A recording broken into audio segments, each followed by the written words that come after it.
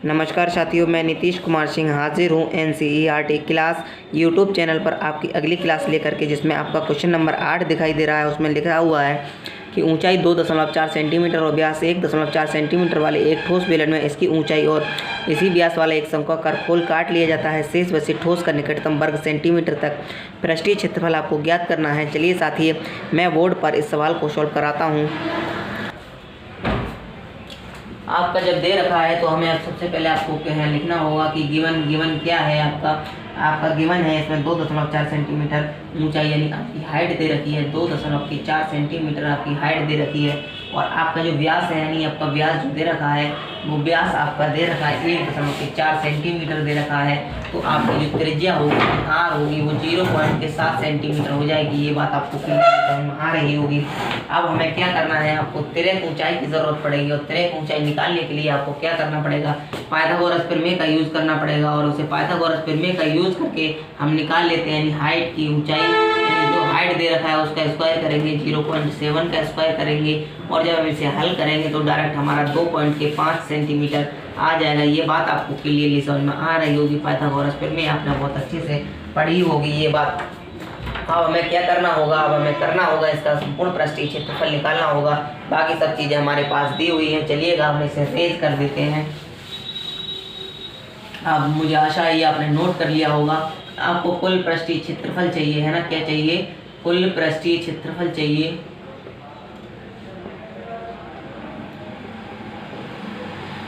जब कुल पृष्ठीय क्षेत्रफल चाहिए तो आपको बेलन का पृष्ठीय क्षेत्रफल लगाना होगा, यानी ये होता है आपका 2πr/h होता है, प्लस का इस शंकु का जो काटा हुआ है उसमें भी पृष्ठीय क्षेत्रफल बनेगा तो उसका हमारा क्या होता है πrl होता है। और प्लस हमारा नीचे जो आधार है वो भी चाहिए, यानी वो क्या होगा हमारा, वो हमारा होगा πr² होगा। ये बात भी आपको क्लियरली समझ में आ जानी चाहिए है ना। अब हम क्या करते हैं, यहाँ पर हम 2π यानी पाई का मान 22/7 दे रखा है, ये लगा लेते हैं गुणे के।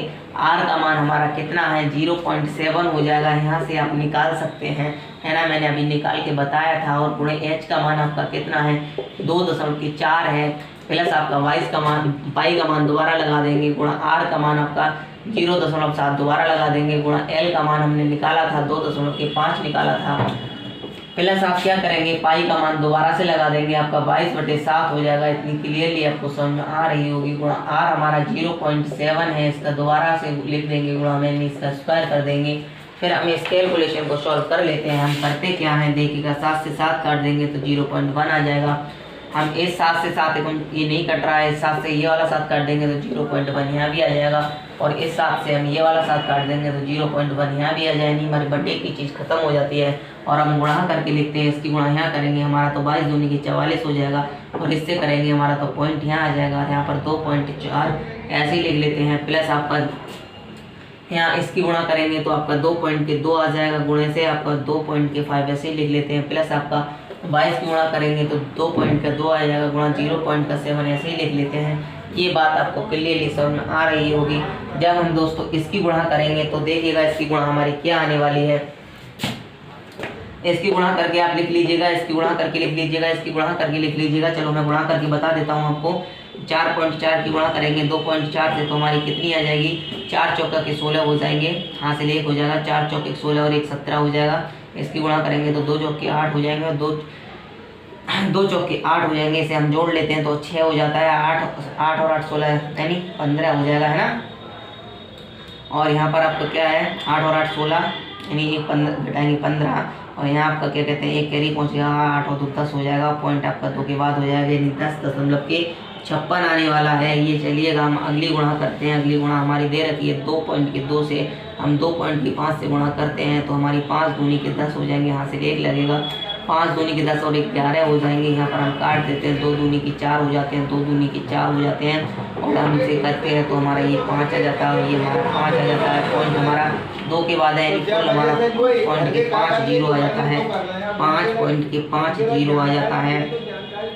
प्लस में हम क्या करेंगे, प्लस में हम इसकी गुणा करेंगे तो 2 सत्ते 14 के 4 कर लेते हैं, वहाँ से 1 लगता है, 2 सत्ते 14 और 1 15 हो जाते हैं। दशमलव हमारे 2 के बाद हो जाता है, दशमलव हमारा 2 के बाद लग चुका है। ये बात भी आपको क्लियरली समझ में आ रही होगी। चलिएगा हम इसे जोड़ लेते हैं। 4 0 4 ही रहेगा और 4 में 6 जोड़ेंगे तो 10 का सुपर हो जाएगा। यहाँ से 1 बनेगा तो हमारा 5 और 1 6 हो जाएंगे, 6 और 5 11 हो जाएंगे, 11 और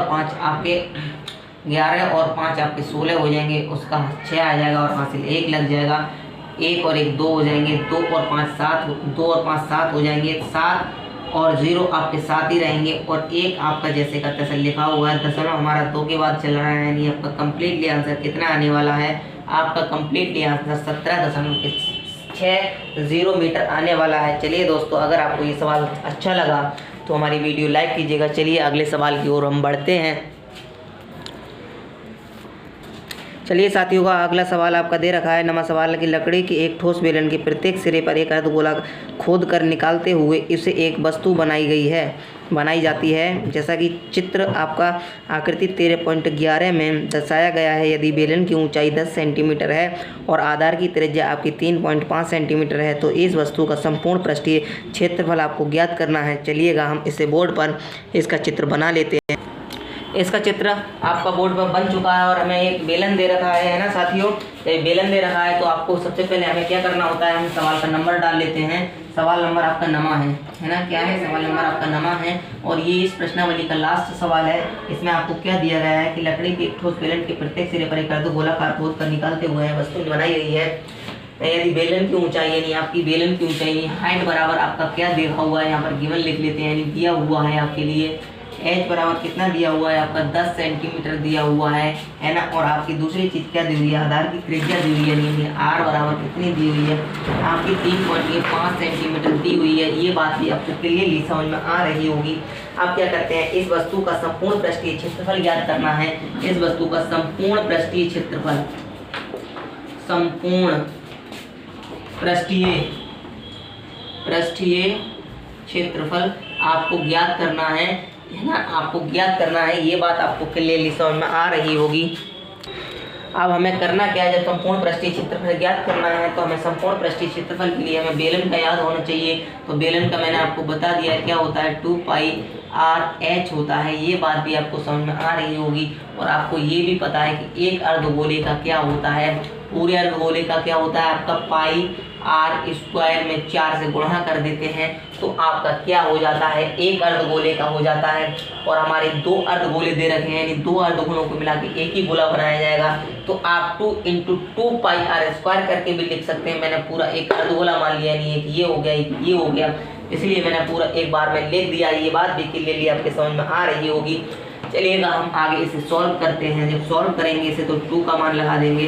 देखिएगा इसमें कुछ कॉमन आ रहा है तो कॉमन ले लेंगे। हमें कॉमन लेके क्या होता है, हमारा थोड़ा सरल हो जाता है। तो हमारा देखो यहाँ पर 2πr कॉमन आ रहा है तो मैंने 2πr आपका कॉमन ले लिया है ना। इसे आप 2 × 2 करके लिख लीजिएगा, चाहे 4 ही लिखा रहने दीजिए, कोई बात नहीं है। हमारे जब यहाँ से 2πr कॉमन आएगा तो केवल हमारा h बचेगा और यहाँ से हमारा 2πr कॉमन जाएगा तो यहाँ पर आपका 2 बचा होगा। यहाँ पर आपका पाई चला गया होगा, यहाँ से एक आर चला गया होगा, यानी केवल एक आर बचा होगा, यानी h प्लस के 2r हो जाएगा।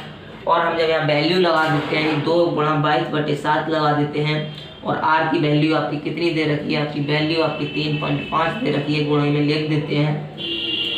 प्लस आपकी हाइट कितनी दे रखी है, आपकी हाइट दे रखी है 10 सेंटीमीटर दे रखी है, प्लस के 2 गुणे के 3.5 दे रखे हैं। ये बात भी आपको क्लियरली समझ में आ रही होगी। दोस्तों, आपके जैसे जैसे सवाल आपके शुरू में होते हैं उतने सरल होते हैं, ऐसे ही ऐसे जब आपको क्या होता है बीच में जाते हैं तो थोड़े टफ पड़ जाते हैं और उसके बाद जब नीचे उतरते हैं तो फिर हमारे क्या होता है, सरल सवाल आने स्टार्ट हो जाते हैं। इन सवालों को कठिन मत समझिएगा, ये सवाल आपके बेच होते हैं और इसी तरीके के सवाल हमारे क्या हैं, एग्जाम में आते हैं ना।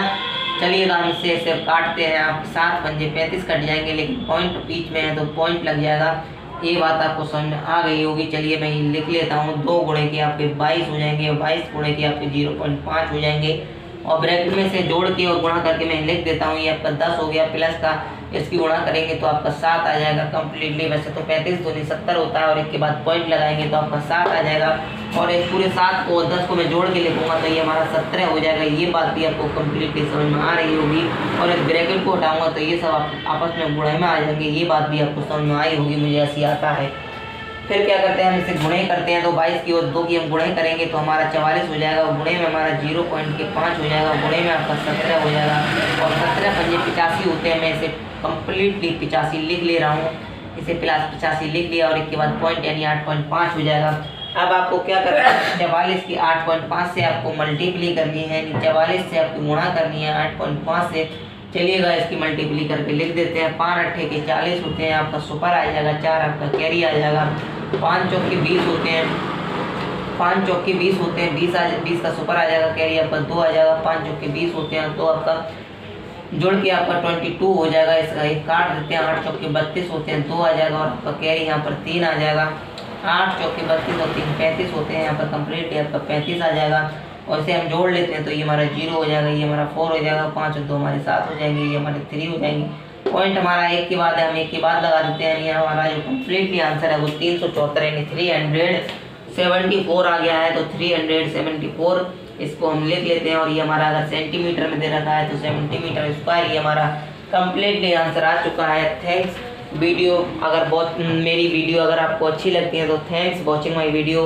दोस्तों अगर मेरी वीडियो आपके लिए कुछ थोड़ा बहुत भी ज्ञान दे रही है तो शेयर करिएगा, लाइक कीजिएगा, और मेरे चैनल को सब्सक्राइब करना मत भूलिएगा। मेरा चैनल का नाम है NCERT क्लासिक, CLASSIC है ना, आपको याद रखना है, और अपने दोस्तों को भी शेयर कीजिएगा। तो थैंक यू, आज के लिए इतना ही। मिलते हैं अगली रोज आपका एक बहुत ही इम्पोर्टेंट टॉपिक 13.2 को लेकर के। धन्यवाद।